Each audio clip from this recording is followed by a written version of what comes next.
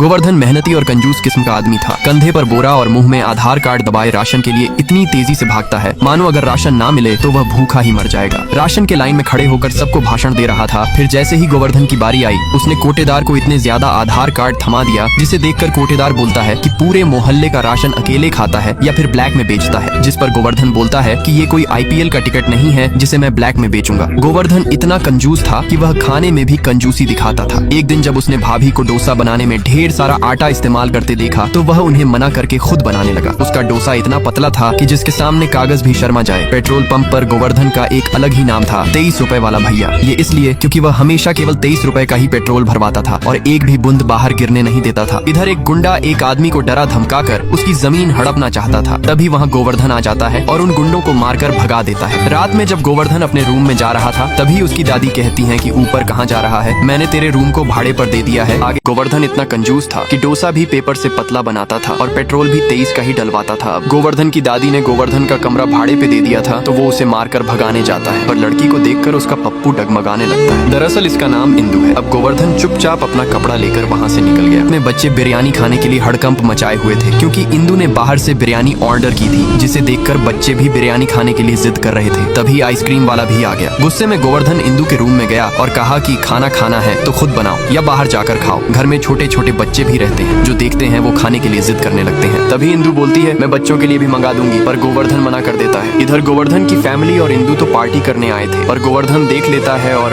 रात को गोवर्धन सबकी क्लास लगाता है। जब इंदु के लिए बुरा भला बोल रहा था तभी इंदु सब सुन लेती है और नाराज हो जाती है। अब गोवर्धन इंदु को मनाने लगता है पर इंदु नहीं मानती। अगले दिन गोवर्धन इंदु को अकेला पाकर कहता है गलती तुम्हारी है, तुम्हें मेरी बात नहीं सुननी चाहिए थी। इंदु मान जाती है और कॉलेज छोड़ने के लिए कहती है। गोवर्धन इतना कंजूस था कि पेट्रोल भी 23 का ही डलवाता था। जब इंदु कॉलेज छोड़ने को कहती है तो वह बोलता है तुम्हारा कॉलेज 40 किलोमीटर दूर है तो पेट्रोल ज्यादा लगेगा। इंदु कहती है तेल में डलवा दूंगी। गोवर्धन तेल डालकर इंदु को कॉलेज छोड़ देता है। उधर गोवर्धन के घर में एक आदमी घुसकर गोवर्धन की भाभी से बोलता है या तो तुम 8 लाख लौटाओ या एक रात मेरे कमरे में आओ। दरअसल गोवर्धन का भाई शराबी था क्योंकि गोवर्धन ने उसे नौकरी नहीं मिलने पर बुरा भला कहा था। अब गोवर्धन पूरी फैमिली के साथ उस गुंडे के पास जाता है और उसकी खूब खातिरदारी करता है। इधर गोवर्धन इंदु के स्वागत की तैयारी करता है क्योंकि इंदु ने उसे 8 लाख दिए थे। तभी एक आदमी इंदु की बुक देता है। गोवर्धन सीधा इंदु के कॉलेज जाकर एक रैप्टा धर देता है क्योंकि इंदु ने गोवर्धन की कंजूसी पर किताब लिखी थी। अब गोवर्धन अमीर बनने के लिए बिजनेसमैन के पास जाकर नौकरी मांगता है जो उसने पहले ठुकराई थी और 6 महीने की सैलरी एडवांस लेता है। अब गोवर्धन इंदु को वीडियो कॉल पर नया आईफोन नई गाड़ी दिखाता है जो उसने नई ली थी। जब गोवर्धन नई नौकरी पर जाता है तो इंदु को अपना नया ऑफिस दिखाता है। अब जैसे ही गोवर्धन अपने नए बॉस के पास जाता है तो इंदु वहाँ पहले से ही बैठी होती है। अभी बॉस बोलता है मेरी बेटी इंदु और इस कंपनी की CEO। गोवर्धन के तो एल लग जाते हैं। गोवर्धन नौकरी छोड़ने की बात करता है तो उसे पैसे देने होंगे। तभी कंपनी से फोन आता है तुम्हें US जाना होगा नए प्रोजेक्ट के लिए। तभी गोवर्धन सोचता है बार बार इंदु का चेहरा नहीं देखना होगा। जब गोवर्धन एयरपोर्ट में बैठा होता है तो इंदु भी आ जाती है। गोवर्धन कंपनी में फोन लगाकर कहता है ये मेरे साथ क्यों जा रही है? तो आदमी कहता है इंदु मैडम तो प्रोजेक्ट की हेड है तो तुम मेरी सीट अलग रखना। तो आदमी कहता है वह तो बिजनेस क्लास में है और तुम इकोनॉमी। गोवर्धन गुस्सा हो जाता है अगर तुम मुझे बिजनेस क्लास में नहीं भेजोगे तो मैं नहीं जाऊंगा। तो वह टिकट बिजनेस क्लास में करा देता है। अब जैसे ही वे US आते हैं तो लग्जरी कार इंदु को लेने आती है। अब जैसे ही गोवर्धन गाड़ी में बैठने वाला होता है तभी समर्थ आकर बोलता है ये गाड़ी मालिकों की है तुम जैसे कुत्तों की नहीं। अब समर्थ गोवर्धन को गेस्ट हाउस में ले जाता है। तभी गोवर्धन पूछता है इंदु कहाँ है? तो समर्थ कहता है उनका तो खुद का बंगला है। अब गोवर्धन ऑफिस में ही नहा कर आता है और पूछने पर बताता है कि गेस्ट हाउस का बाथरूम इतना गंदा था कि टट्टी भी ना उतारे। अगले दिन गोवर्धन ऑफिस में सो रहा होता है। यह देखकर इंदु को गुस्सा आ जाता है। गोवर्धन कहता है मुझे गेस्ट हाउस में नींद भी नहीं आती। अब गोवर्धन सभी एम्प्लॉय को खुद का जैसा बना देता है। ये देख समर्थ कहता है गोवर्धन ऑफिस को जुम्मा बाजार बना देगा। अब गोवर्धन अपनी प्रेजेंटेशन से सबका दिल जीत लेता है। अगले दिन इंदु के पास एक लड़का आता है और प्रोजेक्ट के बारे में जानते हुए इंदु की वीडियो बना लेता है। जब लड़का जा रहा होता है तो गोवर्धन उसे रोक कर खातिरदारी करता है और पूछने पर बोलता है तूने ये वीडियो क्यों बनाया? तभी इंदु सोचती है गोवर्धन मेरे लिए लड़ा। तभी पता चलता है कि वीडियो में गोवर्धन आ गया था। अब गोवर्धन की सैलरी आई है जिसमें सिर्फ 30,000 होते हैं। तभी गोवर्धन मैनेजर को फोन पर कहता है तुम मेरे अकाउंट में 3 लाख की जगह 30,000 डाल दिए हो। मैनेजर तुम्ही को तो बिजनेस क्लास में जाना था इसलिए तुम्हारी सैलरी से टिकट करा दिया। यह सुनकर गोवर्धन के होश उड़ जाते हैं और समर्थ से भीख मांगने लगता है क्योंकि उसे बच्चों की फीस और गाड़ी की इंस्टॉलमेंट देनी थी। पर समर्थ तो पहले से ही भिखारी था तो मना कर देता है। तभी गोवर्धन पार्ट टाइम काम की कहता है तो समर्थ उसे लड़कियों के पास ले जाता है और उनसे पैसे ले लेता है। अब लड़कियां गोवर्धन के साथ चिपकने लगती हैं। गोवर्धन इंदु के पास भागता है और कहता है मैं इसका बॉयफ्रेंड हूँ, मैं तुम्हारी प्यास नहीं बुझा सकता। अगले दिन गोवर्धन के पास उसके भाई का फोन आता है तूने 3 लाख भेजे हैं क्या? तो गोवर्धन समझ जाता है कि ये पैसे इंदु नहीं भेजे होंगे। ये जानकर गोवर्धन सीधा इंदु के पास जाकर थैंक यू बोलता है। धीरे धीरे इंदु और गोवर्धन की दोस्ती फिर से गहरी हो जाती है। कुछ कुछ दिन बाद प्रोजेक्ट खत्म होता है, तभी इंदु के पापा लॉन्च के लिए आते हैं और प्रोजेक्ट का सारा क्रेडिट इंदु को दे देते हैं, जबकि सारी मेहनत गोवर्धन की होती है। दिन बाद इंदु और गोवर्धन शादी में गए हुए थे, तभी एक औरत जाकर गोवर्धन से कहने लगी, तुम इंदु से प्यार करते हो। गोवर्धन बोला, मैं उससे प्यार करता था, लेकिन धोखा देने वाली से मैं कभी प्यार नहीं कर पाऊंगा। यह सब पीछे खड़ी इंदु सुन लेती है। इंदु को लगा कि गोवर्धन ने उसे माफ कर दिया है, लेकिन यह सुनकर इंदु गोवर्धन से दूरी बनाने लगती है। इस पर गोवर्धन पूछता है, आजकल तुम मुझसे बात क्यों नहीं कर रही? इंदु बोलती है, तुम सिर्फ अपनी फैमिली और अपने बारे में सोचते हो, और वह किस झूठी नहीं थी। अब गोवर्धन अपने घर आ जाता है और अपने बॉस को थैंक यू बोलने जाता है, लेकिन जैसे ही गोवर्धन जाने लगता है, तभी बॉस कहता है, मुझे तुम्हारे और इंदु के बारे में सब पता है। इंदु ने तुम पर किताब लिखी और तुम नाराज हो गए, जबकि इंदु ने किताब में सब कुछ अच्छा ही लिखा था। ये सुनकर गोवर्धन इंदु को फोन लगाता है, पर फोन बंद आता है। तभी बॉस बताता है, थोड़े दिनों पहले बड़ा मंत्री आया था, जिसने कहा मेरा पोता पार्टी का लीडर बनकर चुनाव में खड़ा होने वाला था, लेकिन उसे एक लड़की पसंद आ गई और एक लड़के से लड़ाई होने के बाद उसका भयानक एक्सीडेंट हो गया। वह चल फिर नहीं सकता और मैं तुम्हारी बेटी की शादी अपने अपाहिज पोते से करूंगा, ताकि वह उसका अच्छे से ख्याल रख सके, नहीं तो मैं तेरे परिवार को खत्म कर दूंगा। अब इंदु मंत्री के डर से शादी कर रही है। यह सुनकर गोवर्धन सीधा अपनी माँ को लेकर मंत्री के घर जाता है, जहाँ इंदु थी। वह अपनी किताब बंटवाने लगता है। उसके बाद वह इंदु को बुलाता है और बुक लिखने के लिए थैंक यू बोलता है, लेकिन इंदु तो अभी भी नाराज थी। तभी मंत्री अपने आदमियों के साथ आता है और गोवर्धन को मारने लगता है, पर गोवर्धन पिटता रहता है। जब इंदु उसका नाम लेती है तो गोवर्धन पावर में आकर सबको मारने लगता है, पर जब वह मंत्री को मारने वाला होता है, तभी गोवर्धन कहता है, तुम्हारे पोते का ध्यान मैं रख लूंगा, पर शादी इंदु से मैं ही करूंगा।